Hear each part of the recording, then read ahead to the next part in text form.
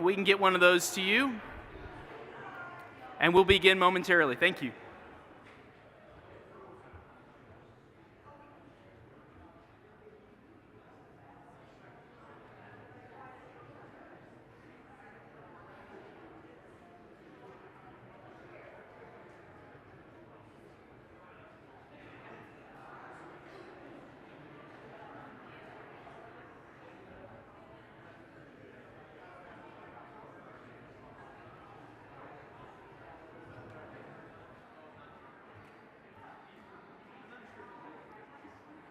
Good afternoon. Thank you all for staying for today's meeting. As Kevin said, budgets are being passed out, so if you don't have one, raise your hand and we'll make sure that everyone gets one.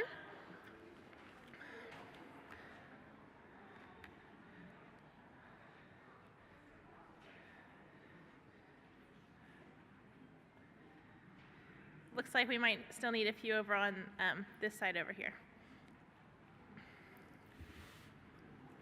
As we get started today, I'd like to open us in prayer and share a little bit, and then Hank Leonard will be giving an endowment report, and our treasurer, Allison Haney, will present the budget, and then David will finish by giving a little preview of what to expect in this coming year. So please join me in prayer. Gracious God, as we look ahead to this year, may we first look to you, to your goodness, your provision, and your faithfulness, to the ways that you call us to embody your story of love in all of our daily moments. May we look back and remember how you have met us at each and every turn. May we slow down enough to notice your gentle presence walking with us each moment of this new year. Lord, may we seek you at work around us, in us, and through us. Help us to look for those moments that your Spirit nudges us to act or speak or listen or have courage. Give us eyes to see the challenges that you lay before us as opportunities to grow closer to you, to each other, and towards the kind of church that you would have us be. As we look toward this year, we pray that our eyes and our hearts would see your hopes, your dreams, and your future for this church. Amen.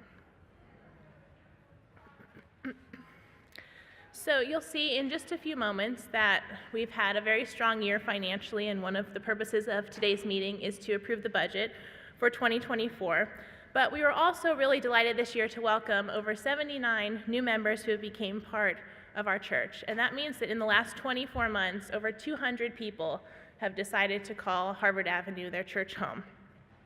Especially at the 9:30 service, it's really been wonderful to see how many young families have been coming and joining and finding community together and getting involved. In fact, last Saturday, we had a leadership gathering of the elders and the deacons and the ministry leadership team.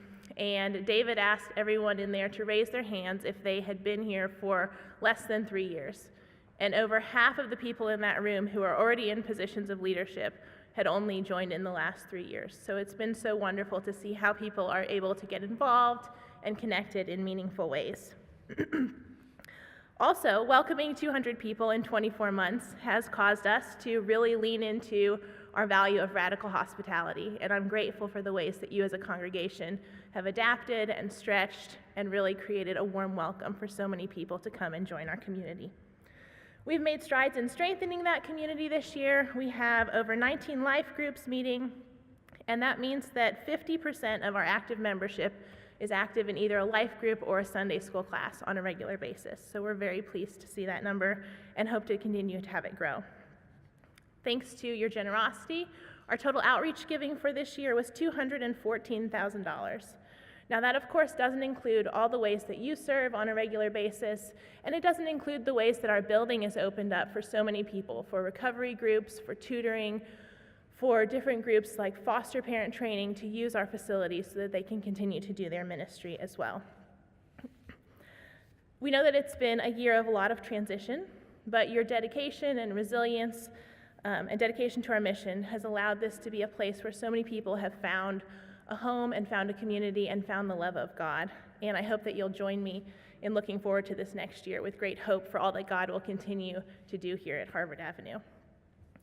Before we move on to the more financial part of our meeting, I want to share a little bit about our staffing structure that you'll see reflected in the 2024 budget. So it's been our practice for a very long time not to share the specifics of individual compensation. So all of that is condensed into the one line item of your budget. But I do want to share what positions are included in there.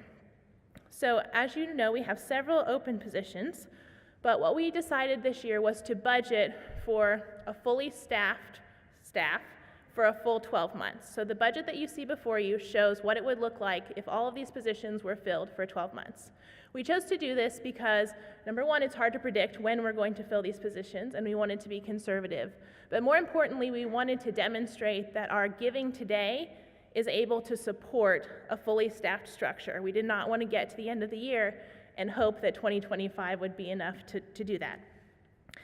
So many studies and consultants and people who look at this a lot more closely have said that a healthy church should aim to keep staff costs below 55% of their total budget, that's what you should be aiming for. And as you'll see in the budget in a moment, the one that we're presenting for 2024 has compensation costs at 46%. So this budget includes the following positions. So Dylan, if you can put up that first staff slide. There it is. So David, obviously, as lead pastor, Kevin as executive pastor, Whitney as our discipleship pastor. It includes all of these worship positions, Kelly, Parker, and Kathy as our accompanist. It includes Ashley, who's our communications director. And then it also includes some open positions. So if you would click to the next one, and I'll get to operations in just a minute.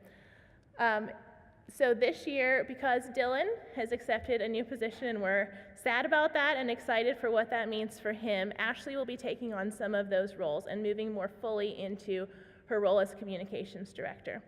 Because of that, we're looking to add a 15-hour-a-week administrative position under discipleship, and that person will work on tracking new members, on welcome, and some administrative tasks that have been on Ashley's plate and allow her to really focus on her role as communications director.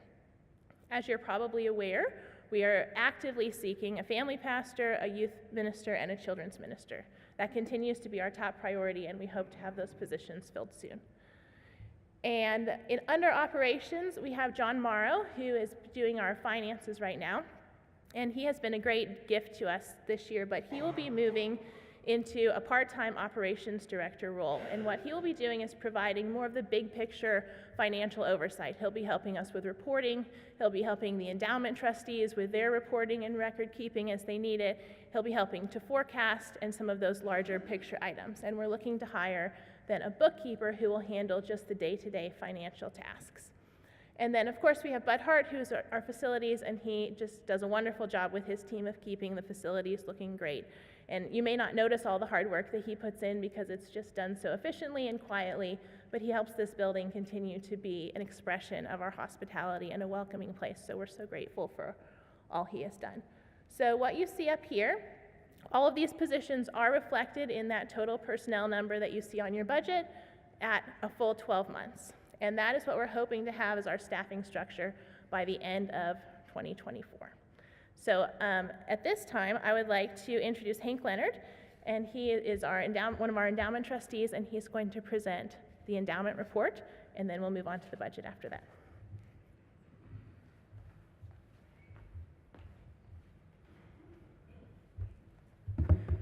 Thank you, Diana.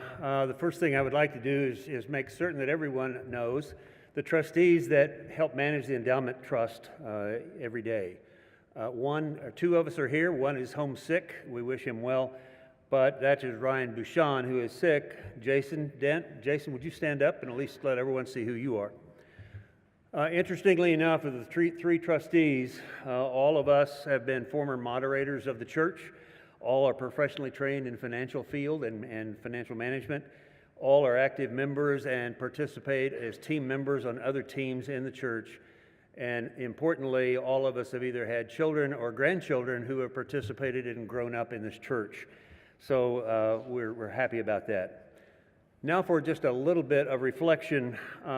We look around today and we see a bright, healthy church full of life. We know a lot of people, and yet we look around this congregation, there's a lot of people we don't know. We haven't met them yet. They're new to us. And so it gives us a challenge and an opportunity to go make some new friends. My, how times have changed. Kathy and I have been in this church. We're in our 26th year this year. 15 years ago, this church was having many challenges. We had 60 to 80 average attendance every Sunday, and it was dropping.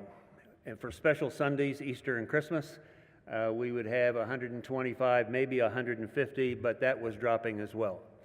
You see our glorious choir today. Back then, we would do well to have 12 to 15, and that was if we were lucky. We had a full-time staff at that point in time of about 3. Leadership of the church at that time, as well as congregation, made the decision to work hard to reverse and change our direction. As a result, with very generous donors and participants, we were able to build an $11 million building in which you're sitting today, of which there was a very small debt remaining. Most of that was paid in cash. David Emery arrived in 2020 with an energy that can only be defined as wow. On his first Sunday, he was so popular, he had absolutely 0 people in this pew. The pandemic hit, and none of us had ever seen that before, and that was significantly important as David opened his ministry here. However, he persisted. We persisted. We all met in small groups or by phone or TV or whatever we could find individually during that year period of time of staying at home. Today, average attendance in this church will be somewhere over 400 each and every Sunday, 600 to 700 on special Sundays, averaging somewhere around 30 or more in the choir, and arguably we have the absolute best musical profession in this city. Fully staffed, as you saw in the previous slides, we will have 8 full-time staff and 6 part-time staff. That is significantly important. Now, an observation and a stark realization. When we look at all major religious denominations, what we see is church attendance is dropping precipitously and has been in a rapid decline. When we look at what the pandemic did, it even accelerated that decline. However, the churches that agreed to adopt new ways of doing things and new approaches to life fared much better, that many are thriving. And in fact, our church, Harvard Avenue Christian Church, is in the top 3 disciples churches in the state of Oklahoma. We share that with a church in Norman and a church in Edmond.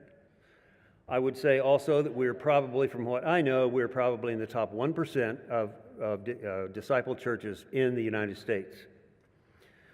One of the things we have done is to recognize the importance of growing our endowment trust to fulfill the stated purpose of that trust, which is to more effectively support ministries of HAC that grow and improve outreach to our community and the world.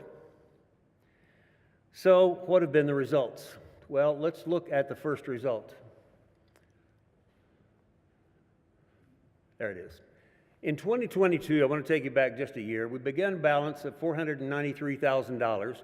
We had contributions that year of $55,000. We had distributions of a little over $42,000. So just do the math, we had a net ending balance of $506,000. However, those of you that have investments can realize that 2022 was not a good year investment-wise. The markets were all down. So therefore, our investments dropped in value as well. Our ending balance was $446,000. Just again, doing the math, we were down in excess of 12% that year. Let's look at 2023. We began the year at $446,000. We had contributions due to excellent donors, excellent participation, and more information being given, contributions in excess of $252,000. We distributed almost $69,000, giving us an ending balance of $629,000. Those of you that have investments can appreciate the fact that 2023 was a good year, especially December. Therefore, we ended the year at $711,000. We were up 18% for the year. So, with all that said, it's room to celebrate. It's time to celebrate. So, what do we do? Well, due to the vision team's work over a year and a result of extensive planning, problem solving, and real prayer, we made a commitment to reach out to young families and their children in order to prepare ourselves for the next 20 to 30 years. In 2022, the endowment allocated almost $20,000 to provide coaching for children and youth, ministry staff, volunteers, and leaders. While there have been some changes, the results have been extremely positive. Toward the end of 2023, the Endowment Trust created a 3-year funding commitment to our new family ministry in hopes of bringing new and vibrant families to HAC to participate in an exciting family, youth, and children's ministry. The Endowment Trust is totally supportive of the vision of HAC. But we questioned ourselves, how can we fulfill the vision and benefit the lives of parents and children throughout their spiritual development at home, in our community, and the world? As a result of discernment, prayer, and a lot of thought and consideration, the Endowment Trust, has committed $50,000 per year for a 3-year period of time to our family ministry program. This will offer resources and support new initiatives that extend beyond our standard budget. Our prayers and thoughts are that by investing in the next generation and embracing how ministry can change not only a child or a family, but can eventually maybe even change a city and beyond. Hopefully you'll be interested in hearing more about the endowment. We plan on reaching out to small groups and offering our services to come explain endowment and what we think is possible. We're also going to be conducting some information sessions throughout the year. Certainly don't hesitate to speak to any of the trustees, to David, or any of the staff. We are always available for questions, comments, and recommendations. I was in a Sunday school class this morning, and our teacher talked about scarcity and abundance. And what I learned was that scarcity is something that we normally try to say, I don't have, I can't have, I've had enough, or I can't get more. When really God, in His great mercy, has given us more abundance than we can probably appreciate. That's the same with the Endowment Trust, and we're looking forward to future years and future activity. Please look me up. I need your money.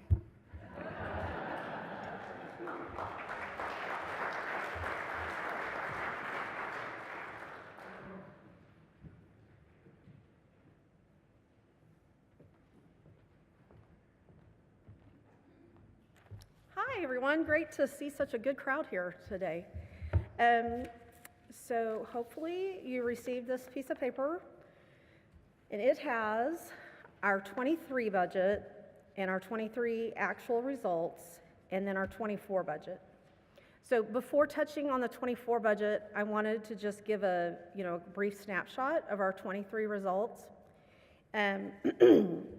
We really, we came in over $250,000 more on our operating income. Part of that was due to interest, maybe about $30,000, but most of that was due to the generosity of people attending Harvard Avenue. Our outreach was about $44,000 more than we budgeted. And other things, we're kind of hit and miss whether we were up or down, but overall our operating expenses came in just a little bit over our budgeted amount, but because of the giving, we ended up the year with an excess over $272,000. So last year I promised love was my theme, and I said we were going to leverage offerings and validate expenses, and I think we really did a good job of that this year. So thank you to my finance team and to the fabulous leadership on the executive leadership team. With that extra money, the finance team has recommended, along with the executive leadership team is ELT, and in talking with the staff, we're going to put $150,000 back strictly for use on the building, whether it's, repair fund, whether, the building still seems new, but it is 10 years old and there's things coming up. And then we put $100,000 for what we're calling strategic projects. Those aren't yet defined, but there are things to think about. We need to digitize all our records. That's a big undertaking. A site plan, we've got some big growth plans and we need to be prepared for that. So we'll see where that goes. And then finally, we took that leftover and said, let's get a new copier because Whitney's job should be more than getting that copier repaired. So that will be in the works. Okay, knock, knock. Who's there? Let us talk about the budget. So the development of this budget actually started last October, November with the staff. Then we included several meetings with the executive leadership team and the personnel chair to work on that compensation. What you received in your email and what you received today is a summary of a budget of 245 rows. So I want you all to understand the detail that we put into the budget, the detailed thought that we put into it of really making those dollars stretch and make the most impact to help people move towards living and loving like Jesus. The slides are condensed further, as you can see, pardon me, just to size constraints. But I want everyone to know that this was a diligent and prayerful process. After the staff and ELT agreed on a budget, it was presented to the Finance Committee, who recommended the budget, and then it was presented to the ministry leadership team, who also recommended this budget. Rest assured that the virtue of prudence was not forgotten. Thank you to all who reached out to Pastor Kevin over the last couple of days with questions on the budget. It really means a lot to us to know that you're looking at it and you're giving it thought as well. So, our congregation took our value of compassionate generosity to heart this year when pledge time came around. We had 236 pledge units, totaling $1,614,000. That's a good deal. Budgeted revenue includes additional contributions and the money we receive for building use and the interest for a total budgeted revenue of the $1,839,000. That's contributions, I'm sorry. $1,889,050 is what we anticipate for the year. And then moving on, thank you, to the expenses. We heard people who talked to us about, hey, we should be doing more in outreach. And there's a lot we do in outreach that's not quantifiable. But from a dollar perspective, we thought it was important to tithe. I personally feel like tithing is important. And so our budgeted contributions, $1,614,000, we set aside $161,400 for outreach, plus an additional $40,000. And that is our budgeted outreach for '24. We did have some questions about music. And rest assured, nobody is cutting Kelly Ford's budget at all, although it looked like it. There's a total budget for the traditional music of $30,000, but we've had gifts specifically designated for traditional music of $19,000 that's offsetting that in 2024. Modern music looks like a jump, and that's because we moved the musicians from other line items into the music ministry. We're really working hard to have these groups line up with what it really takes to present a traditional worship, to present a modern worship. Our biggest category, compensation, includes a 4% cost of living adjustment for our staff and a couple of promotions that Diana referenced. And as she also said, it represents a complete year of a fully staffed organization. Now, you're sitting here going, well, that means we're going to have extra money. And yes, we probably will, God willing. And that will be put to good use as well. But as Diana said, it's critical that we plan to be able to run our ministries with what we are given. And it would not be good for us to, go, oh, we're only going to have these people for 6 months, and then get to next year and realize, hey, this cost us a lot more than we really can handle. So we wanted to be conservative in that manner. The ministry leadership team has moved that the congregation approve this budget. I'd welcome a second. Okay, I'm not sure who it was, but thank you. Is there any discussion, any questions for me? Okay, I don't think I see any hands up. So, all right, all those in favor of accepting this budget, please say aye. Aye. Any opposed? All right, motion carries. Thank you all very much.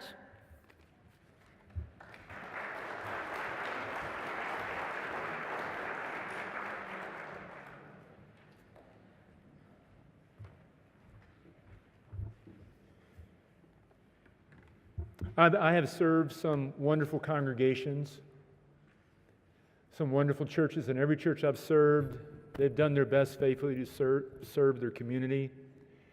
And I think I've saved the best for last. I don't know that it's my last. I hope it's not. But, anyway. And I'm not going anywhere. But, what I'm trying to say is I really love this congregation. My wife and I have not only come here to serve, but we consider you our church family, and we love this church, and it's an honor to be here with you. I generally love the staff that I get the opportunity to serve with. We have a great time with one another. We laugh. We share a life with one another, and we have an extraordinary staff. And I want to point out that we added Whitney Waller at the beginning of last year. What an extraordinary job she's done for our church, and I really appreciate you, Whitney. I know you do too.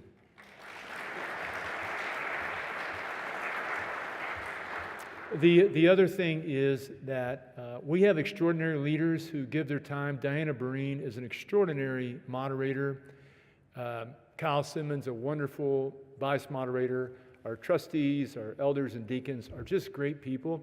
And we have a lot of spiritual depth in this congregation. And not only do we have a lot of depth in the congregation that have been here for a while, but we're adding people of depth. I just met a young man this morning who's been here 4 times this year already. Have we had 4 Sundays this year? Yeah, he's been here all 4 Sundays, and told me after the service that he's been on the board for City Lights for 6 years, which serves the poorest of the poor, some of the poorest of the poor in our community, and how much he appreciates that he's found a church that has a commitment to Eden Village and so on and so on. So we have really added a lot of younger families to the church in this last year, and it's really notable. I was at the seminary. I appreciate Nancy Pittman and her leadership. She's the president of Phillips Theological Seminary, and they are a great resource and partner with us in ministry. I was there this last week and heard a presentation on church life in America, that before the pandemic, church attendance and participation was a significant and sharp decline. The pandemic accelerated that. And as I listened to the numbers and the stats of what's happening and listened to stories, I walked away saying that we were thinking and feeling that we were very fortunate that we were in a very different place. I want to say that a lot of that has to do with your willingness to make changes and to think in new ways, because congregations that have failed to address the concerns of people in our world today in new ways and who are more committed to the past than they are the future are dying churches. And so churches have to reimagine ministry. It's not always easy. Sometimes it means letting go of personal preference for new things. But I want to thank you for your willingness to be the church that God's calling us to be. So our desire, and we've heard all the wonderful things that's been at work in our church this last year, but I want to say this: our desire and goal is not to just be a larger church. Our goal and desire is to be a church that meets people's spiritual needs and help people find the love of Christ for their life in a world that's increasingly anxious and fearful. We want people to come here to know Christ and not just be busier. We don't want people to come to be busier people, but to have better lives because they know Christ, and then to equip them to serve in the community, to be agents of love so that we can live and love like Jesus. Now, the end result of that is that when you're doing that, when you're focused with clarity on your vision and purpose to live and love like Jesus, what happens? The church grows because we're focused on the right things. So I want to share with you just a few things about where we're going to focus our energy in the coming year. One is we're going to be working to create resources for new people and long-term people to grow in their faith and their journey with Christ. Here coming up in Lent, you're going to be getting a beautiful booklet designed by Whitney, which will correspond with the sermon series that will be for the deepening of your faith and for talking with one another. We're going to do more of that, but also we're going to be producing a new curriculum that we're working on, which is sort of a step between Discover Harvard Avenue, which meets every month for new people, and getting in a life group or in a class. So that's a lot of hard work that we're working on. We're also going to be training more people to lead life groups and increasing our participation in them. And by the way, if you would like to start a class on Sunday morning, we'd love to have you do that. We have 2 opportunities at 9:30 and 11, more room for more people. We also want to focus on increasing our serving opportunities in our community. And by the way, I think our $200,000 number for outreach is conservative. I think we'll exceed that. But it's more than just giving dollars. It's about you being involved in doing things. So we want to increase serving opportunities in the church for people to be able to volunteer, and so that you don't see the same person serving coffee and donuts every Sunday. And we also want to see more hands-on in the community. We want to be a church where people are involved. And not just in church-wide efforts, but where you are, you are called to serve. And this is an extraordinary church. I look around and I see people doing all kinds of great things in our community. And we want more of that, more hands-on mission. This coming year, thanks to the generosity of a matching gift, we're going to be building a Habitat house and changing forever the life of one family. And this coming year, our outreach team, led by Sean Lovejoy, is going to have more resources than they've had before in the past to be able to engage us in mission in the community. The other thing is we want to continue to work to improve our congregational care by getting more people involved in care. Our elders are taking that seriously, and under the leadership of Barbara Cargill and also Cheryl Nelson, you're going to be hearing more from our elders, and we really appreciate that work. But we also got a good problem. On the first Sunday of January, we had 500 people in attendance. The sanctuary is full.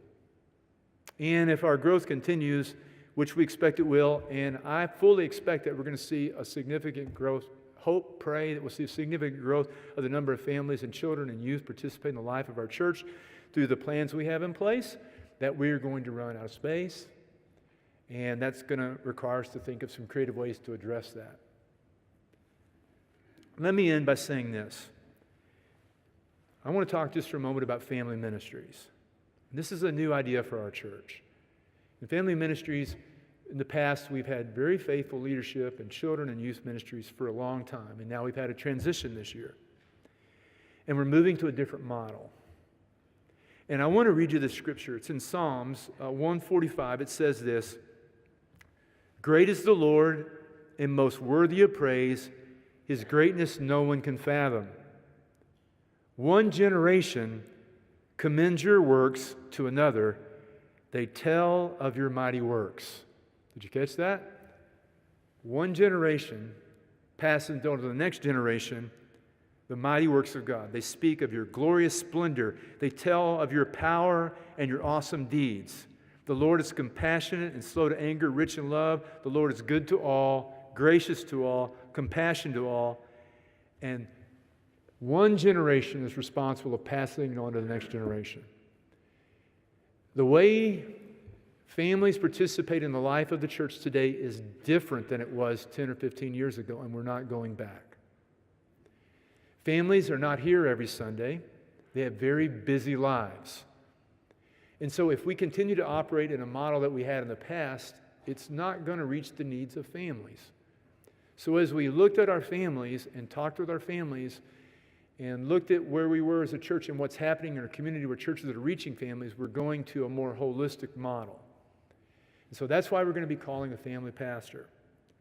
Because we realize that you just can't, our youth need more than a youth program. They need a church, a whole church. And so we want a program that's going to involve our youth in the entire life of the church. And we know that our youth who have interactions with adults in the life of the church, other than just what happens in youth group on Wednesday night, is going to change their life and they're more likely to come back. And so this family pastor's responsibility is going to be here to create a ministry that coordinates all the work that we do as an entire church, meeting the unique needs of families today that go from birth all the way through high school, creating a curriculum and a program to be able to meet those unique needs. Because the primary person responsible for educating children and youth and the greatest influence on children and youth are their parents. And so we want to equip parents to teach the faith in their home because they're not going to be here every week. It's not unfaithfulness, it's just the way the world is. And so churches today, if you look in our community that are having success in these areas, have adopted this more holistic family approach. So imagine it like this. You ever been to church camp? Raise your hand. Oh, a lot of you have. It was great, wasn't it? At church camp, you have a camp director. And then you have camp counselors. Right? Family pastor, youth and children's people, all working together. Right now, we have pretty good participation. We have 25 to 30 youth actively participating on Wednesday nights, and we have a growing number of children every week on Sunday mornings, but that's going to grow significantly. And it is our responsibility to do whatever we can to reach this next generation, because what's been happening in the past is youth are being siloed off in different directions, and they're not involved in life at the church, and they don't come back. So we are changing that approach with this person leading the effort. Doesn't discount anything we're doing in the past or the people that have served in the past. We just want to do a better job.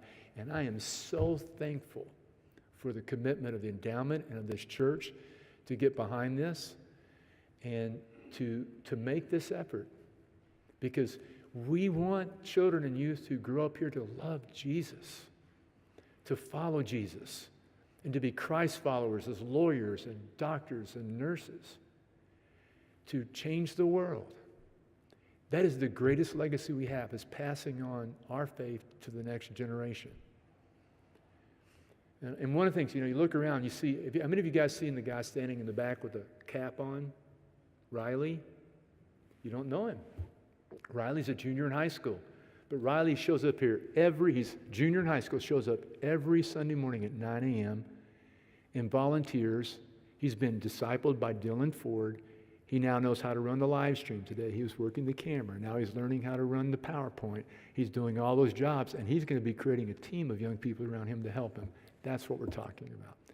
We see Seth singing in the choir, senior in high school. More of that. So it used to be that you needed like one adult for every 5 or 6 youth and children. Now you need 15 to 20 adults for every youth and for every child. So I'm going to ask you that hopefully we'll have some good news soon. And when we do, we'll share it with you and you'll be able to celebrate that. But I'm going to ask you to get behind this and support this and just see what God can do. We have an awesome church and we are very fortunate. But with the good fortune comes great responsibility. I love you. Thank you. Amen.